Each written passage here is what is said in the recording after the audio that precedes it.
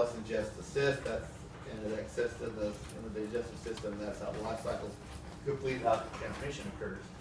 So this, the troph means feeding, like trophic levels in ecology, or heterotroph, those words always means feeding.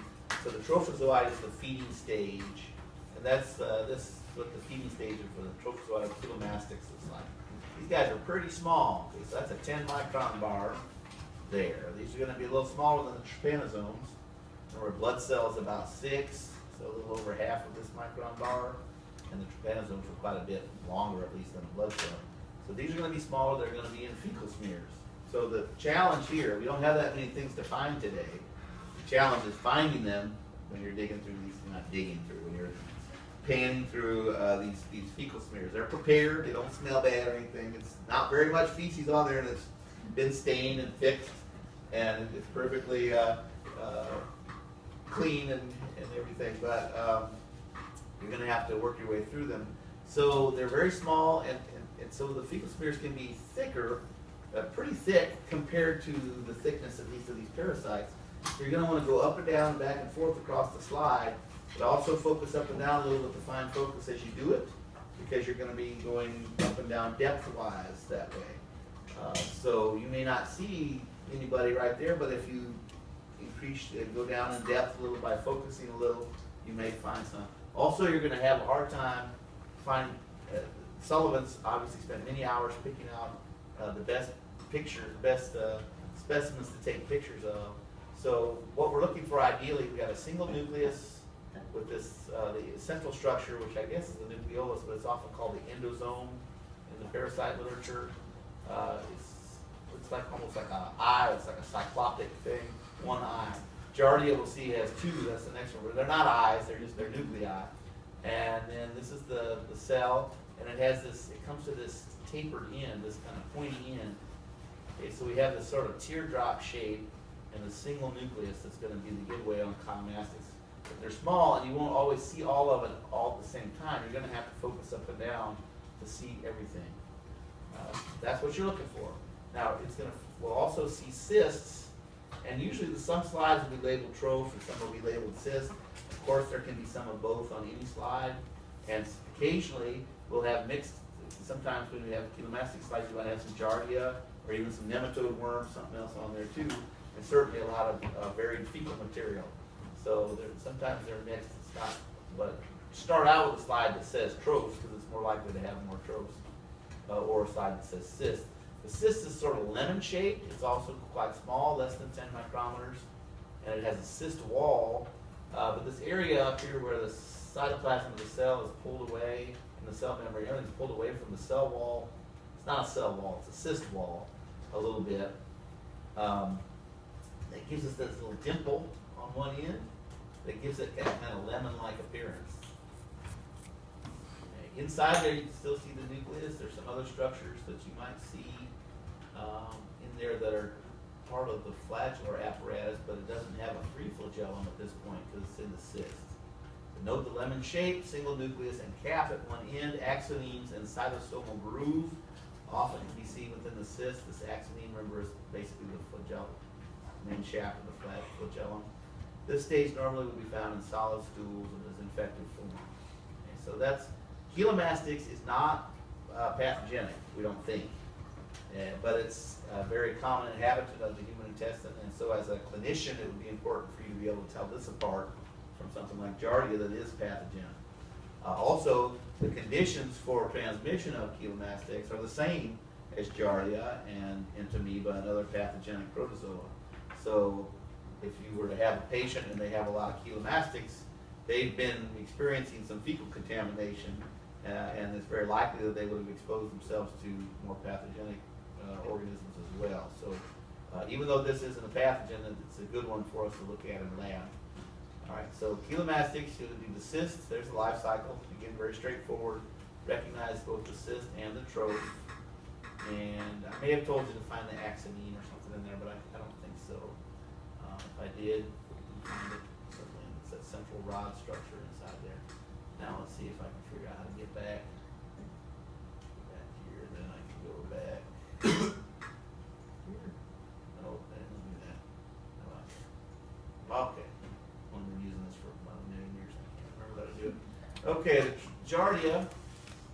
Giardia is the most common flagellate inhabitant of the human intestine and the most common cause of waterborne disease in the United States. So it is an important pathogen. It occurs all over the world, but it's certainly right here at home in the U.S. Giardia is just about everywhere. And it's, again, usually one ingests cysts in water that's contaminated with fecal material. This is what the troph looks like. Anton van Leeuwenhoek saw Giardia when he had diarrhea once. He described it as something about the wee beastie looked like it was looking back at him. And so it's because of these two nuclei. So that's a very telltale. Giardia is not the only one with the two nuclei, but the ones that we're going to look at in the lab it is. And the troph has two. We see again a kind of like a tapered shape, but it looks different than chelomastics. If we were able to flip Giardia over or on its side, we would see it had a big old suction cup on its ventral surface that it uses to attach to the intestine. If you focus up and down, you might see like a circle indicating some of that, but usually we're not going to see very much as far as that adhesive disc goes. Here's the axoneme, and the D, let's see, labeling is D. This is a thing called the median body. Figure out, let's look at the text on that. I can't remember why. Trophozoites for Giardia lamblia, stool smear. Note the pyriform shape, that's that teardrop shape. Two nuclei and median bodies, that's M. The trophozoite stage normally will be found in loose stools, flagella, F, which is number 8. And you don't see them. You can't really see the flagella on most of the preps. Certain staining methods stain the flagella better, but there are 8 flagella which you cannot see. You won't even see at all for the most part on these slides. The axoneme can be seen in the cytoplasm of some cells as dark lines. The trophozoite attaches to the surface of the successful epithelial cells by its adhesive disc. That's D. I couldn't see it, but he had it labeled D. Infection is contracted by ingesting the cyst. Okay, we'll talk about the symptoms later. But, so he's got, I guess his D is probably just a part of a circle if we can see it better. But again, it would be cup-shaped if we could see it from the side. Let's look at the, okay, so there's the axoneme, and M is the median body. It goes perpendicular kind of the axoneme. We'll talk about what it is later on. There's, you can see a good one there. So there's some structures. If I put them on the list, we'll try to recognize them. Let's see about the cysts. Okay, the nucleus divides, the nuclei, I should say, divide during the formation of the cyst. So the mature nucleus, the mature cyst has 4 nuclei, which you can count. Can't always count them all at once. You might have to focus up and down a little bit, and they'll come in and out of focus, but the total will be 4. And so the size is about the same. It might be a little smaller than the troph, but it's more oval shaped because it's within a cyst wall. You can still sometimes see the axoneme, and again, we should have 4 nuclei. So it's not going to be too hard to tell these apart from chelomastics. We're also going to have some amoebae that have cysts, so we're going to have to look at those next week. We'll have to be able to tell them apart as well. But it shouldn't be, the hardest part is just that it's very small and it's in with all the fecal stuff on the fecal smears. So you want to look at more than one. And if you find one, great, draw it. Find the best one you can find and look at a bunch more of them. Because I'm going to pick the best one I can find. For the practical, I'll put something that's as close to like a textbook example or like these pictures that we're seeing here as I can, but it is what it is. It's a real parasite in a fecal smear, so you'll want to focus up and down a little bit. You're not going to be allowed to move the stage around, so your best bet is to look at several of them today while you have the opportunity, and next time you go back and look at this stuff. And draw a picture that's really like a composite that shows all the stuff. Or you can draw multiple pictures. Okay. This is Anarupa. She's going to help us in lab, and she's also going to hand these papers around for today here. Her background is in veterinary medicine in India, and she's a graduate student doing a non-thesis master's in our department, and I think preparing to take some vet exams in the U.S. too. So she's got some training in parasitology. Is useful to help out with this class for the last couple of semesters. Okay, so that's chelomastics and Giardia. Then we're going to do trichomonas. And there are some members of this group that dwell in the intestine. Pentatrichomonas is intestinal. We don't have very many slides of that. It's on the list as a kind of optional. You can look at it or not, I don't really care.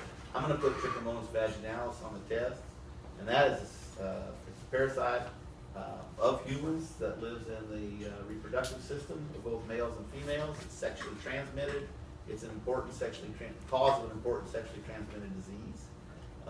We have a faculty member here who Dr. Kuchenor, you'll probably know, and in her lab they work with Trichomonas at the cell level and molecular level. So she's an expert on that organism. But here's what the tropes look like. Now, I don't know. I can't remember if I looked at them or not. But we got a lot of new slides of Trichomonas. I hope they look like this. Our old slides. Did you ever look at them, Alrupa? Yeah. Do they look like this? Awesome. So this is what we're looking for with Trichomonas. It's not going to be in a fecal smear. It's going to be from a urinary tract smear, basically. There's no cystage, just a troph. They're kind of oval to circular shape. They're bigger. See that it's not a lot bigger, but they're bigger than the other ones we're looking at. Got a nucleus, and we'll have the axoneme. Sometimes we might actually be able to see the flagella, and we should often be able to see an undulating membrane. Remember, we had something like that on the trypanosomes, but we have one here on Trichomonas as well. So this is a beastie that looks quite a bit different from the other ones that we have to look at today. So recognition shouldn't be terribly hard for most of this stuff, but remember what everything's called and all that. That's part of it too. But you shouldn't have a hard time telling this apart from Giardia or Achillomastus. Again, most of your time today will be spent on trying to find the stuff. So I think all the slides are out in front. You'll all be getting a handout if you haven't gotten one yet. And I think that's pretty much it for today.